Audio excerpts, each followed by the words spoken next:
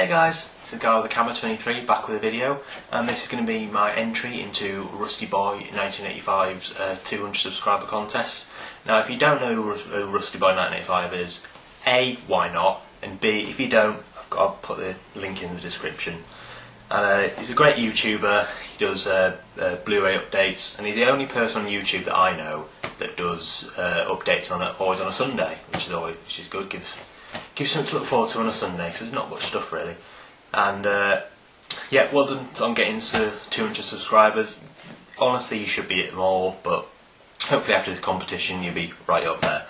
And now he asked two questions, and they're both amazing questions, some of the best questions I've actually seen on a contest in a long time. And question one is, if you could pick a type of technology from any film, what would it be? Now, I had a very long think about this, and also the regular things like the back pod and just stuff like that. But I thought I'd go with the not sure exactly what it's called, but I think it's called the Neuralizer from Men in Black. Now the reason I picked that is that just think of what kind of stuff you could do. You could get carte blanche for anything you wanted to do. I mean, you could do things for good, for bad, for anything really. I mean, the bad stuff you could do, you can maybe like, I don't know, maybe rob a bank and then kind of erase everyone's memory so they don't remember it. Although if the police, if the police come after you, you might have to do it to them as well. And you can do it for good things as well. Maybe if someone's, I don't know, been through a trauma or something, and you can erase their memory and so they forget about it. Of course, there's all the moral implications of that, like kind of if it's ethical to do that. But that kind of outweighs the good it could do.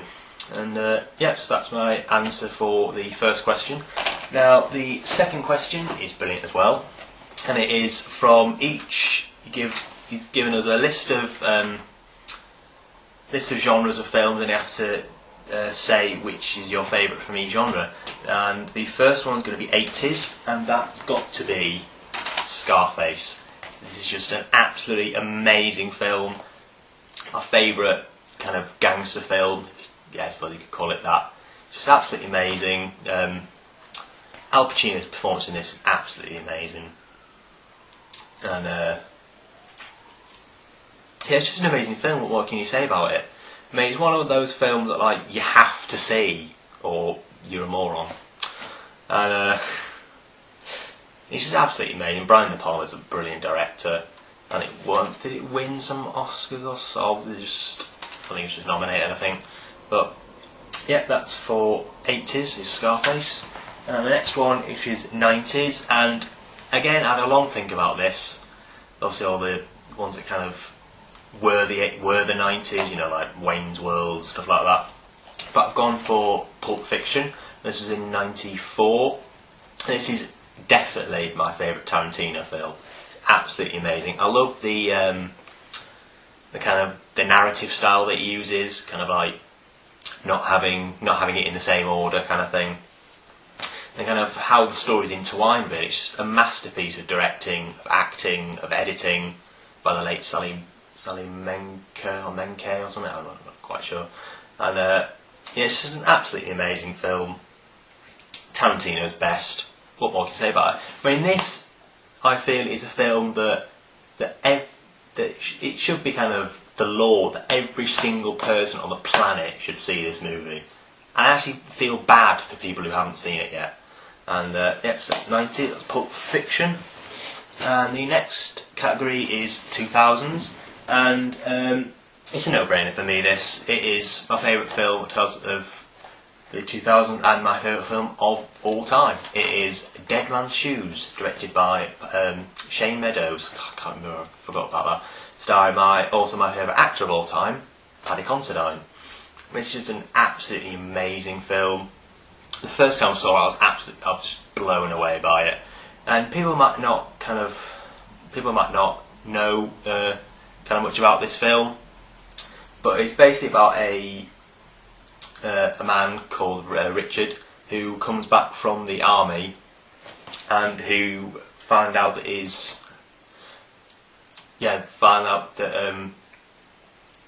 to find basically his brother, who was mentally retarded, fell in with a bunch of kind of ne'er-do-well, I guess you call them, and who abused him and stuff. Not sexually, just kind of took the piss out of him and stuff. And basically, he comes home from the war. I'm not quite sure which war it is, and he basically gets revenge on the people who took the mickey out of his brother. Really, it's an absolutely amazing film. Paddy Considine is brilliant in this. Performance of his career, definitely so far. His career's only really taken off, and yeah, that's basically it. Favourite film of all time, Dead Man's Shoes. And the next category is action. And again, I had quite a few of these I did have a long think about. And I mean, some of the films that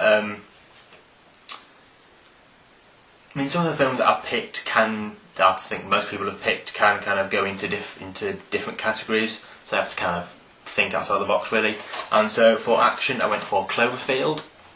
Now, this is obviously directed by Matt Reeves, produced by J.J. Abrams, and I mean, in my opinion, this is not maybe the first, but one of the only films that managed to do the found footage film correctly.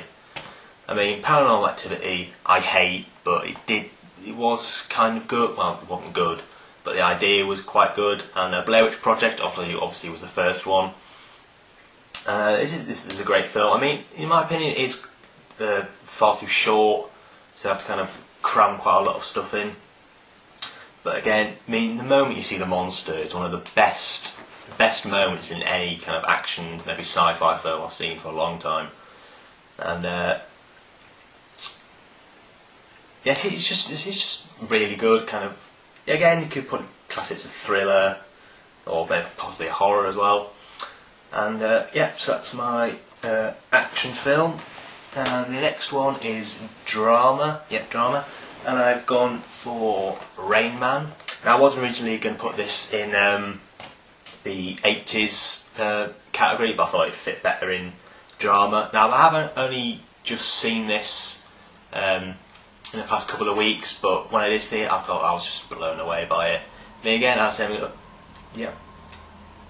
I mean, Dustin Hoffman, in my opinion, this is the performance of his career. I mean, Tom Cruise was good in it as well, but I think he was quite, not up to standards, but quite up to par for Dustin Hoffman, obviously because he's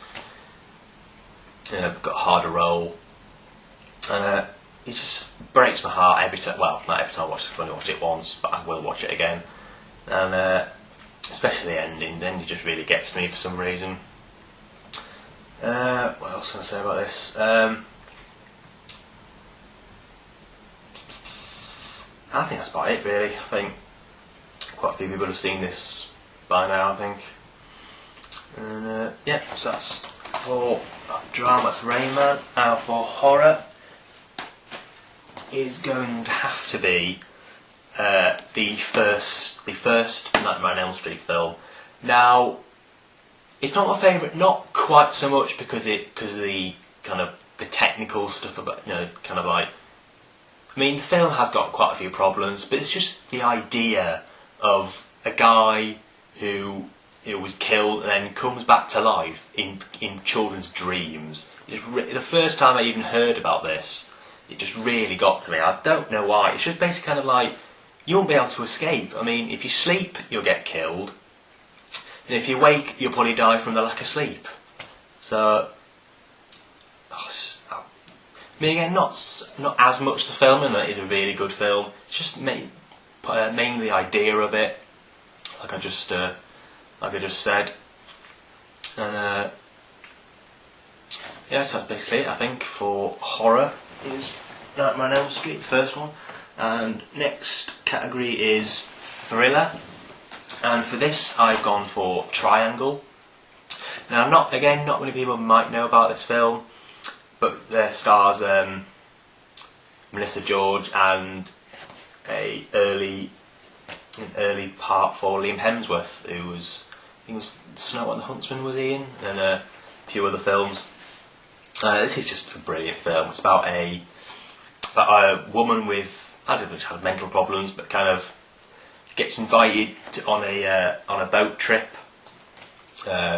with, I think, an ex-boyfriend and his friends, and yeah, they're on the boat and they hit an electrical storm in, I think it's the Bermuda Triangle, and they kind of come across this this big ship, and they board the ship hoping to get help to kind of get out, and basically all kind of weird shit starts to happen, and it just basically kind of follows her trying to kind of work all this thing out. I mean, I can't really say too much about it because the twists in it kind of make the film, so I wouldn't want to give anything away. But it's just a brilliant film. Again, you could class it as a horror or action maybe, but I've classed it as a thriller because it is a thriller. So, I mean, again, it's directed by Christopher Smith, who directed, what was it called? What was it called? Severance, and also, I can't remember his film that was set on the tube with Franco Potente in it. I can't remember what it was called. Creep was it, I think, yeah. And yeah, really great directing, really great acting. If you haven't seen it, you should really check it out. It's really good. And that's Triangle. And the next category is rom-com. I don't have many kind of rom-coms in my collection, but I think well, it is a romantic comedy, and it is the 40-Year-Old Virgin. And this is one of my favourite just comedies, favourite comedies period, and it's just really funny. It's definitely Judd Apatow's best directed film, and possibly, in my opinion, his best produced film as well. Because Bridesmaids I didn't really like, and Role Models is alright, but not the best one. But this is really funny. Yeah, starring Steve Carell, Paul Rudd, you know, Seth Rogen, the whole kind of Judd Apatow gang, I suppose you'd call it. And it does get a bit repetitive when like the same actors are in all his films, but it's just really funny. It's kind of heartwarming in some places as well. And yep, so that's rom-com, 40-Year-Old Virgin. And the next one is just comedy.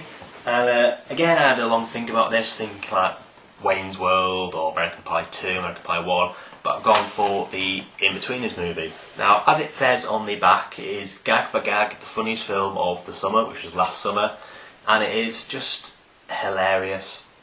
Watch this. I went to see it at the cinema 3 times, and I laughed just as much each time I went to see it. And again, I watched it a few times on Blu-ray.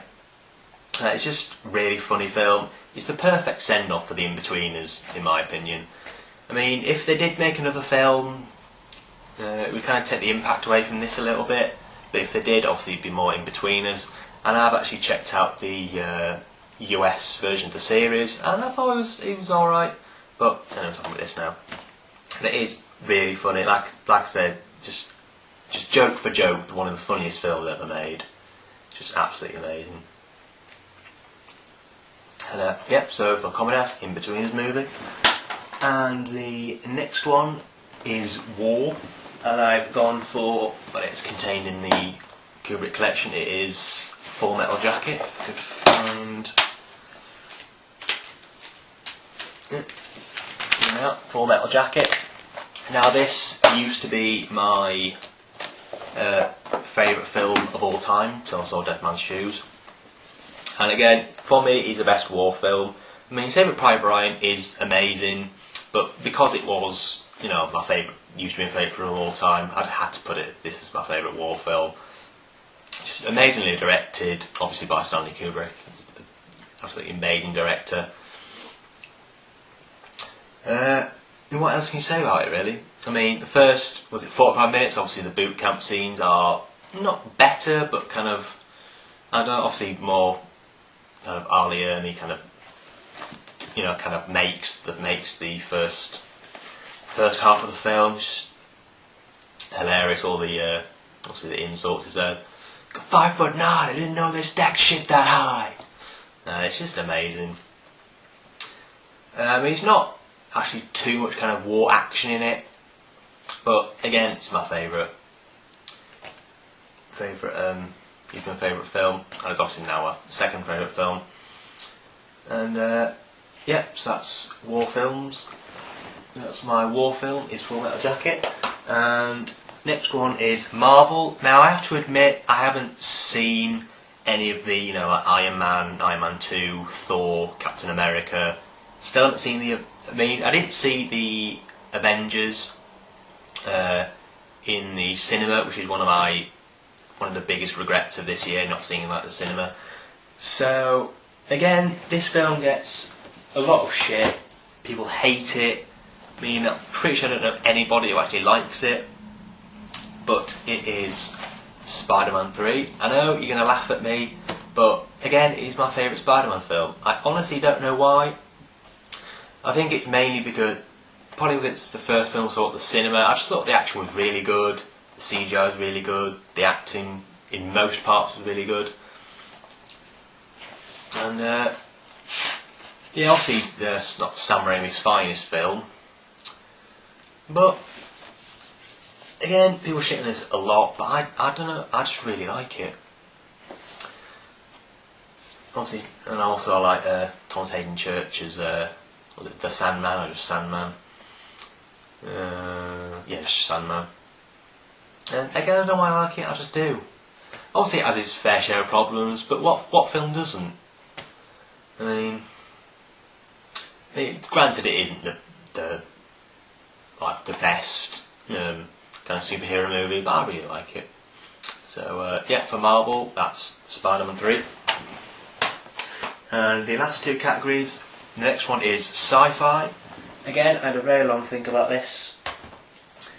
You know, kind of Alien and stuff like that. But I've gone for Total Recall, directed by Paul Verhoeven, my favourite Paul Verhoeven film. And as I said, my favourite sci-fi film. It just means it's gory, it's funny, it's scary, it's just plain freakish in some parts, but I really like it. I don't know quite else what to say about it. It's just Paul Verhoeven's masterpiece in my opinion, and the obviously the remake's gonna. I haven't seen it, but I know it's gonna suck balls, and yeah. So sci-fi film, Total Recall, love it.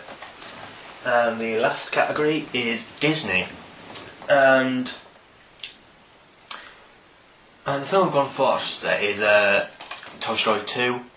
Now the reason it's Toy Story 2 and not the first one is just I grew up on this film. I used to have it on VHS. I used to watch it all the time. Also it looks brilliant on Blu-ray. And I mean, for me, Disney Blu-rays don't kind of blow me away really. I mean, DVDs I've got, they're good enough. And but I also have to get this 'cause it's Toy Story. So I mean, what else can you say about any of these films really? Favourite Pixar film, obviously favourite Disney Pixar film I guess you'd call it. And yeah, I think that's about it. That's for Disney, and yeah, that's it done. So that is my entry for RUSTYBOI1985's 200 subscriber contest. Again, well done for getting to 200. I'll be looking for getting to 100. But yeah, basically it. I do hope I win. Obviously everybody hopes to win. It's giving away the big Jurassic Park tin, brand new and sealed, which is going to be amazing. And so I'm not the kind of the biggest Jurassic Park fan, but it'd be great to have anyone having their collection. So yeah, I think that's about it. Hope that's alright for you, mate. And yeah, I think that's about it. So that's Guy with the Camera 23 signing off. Thanks for watching.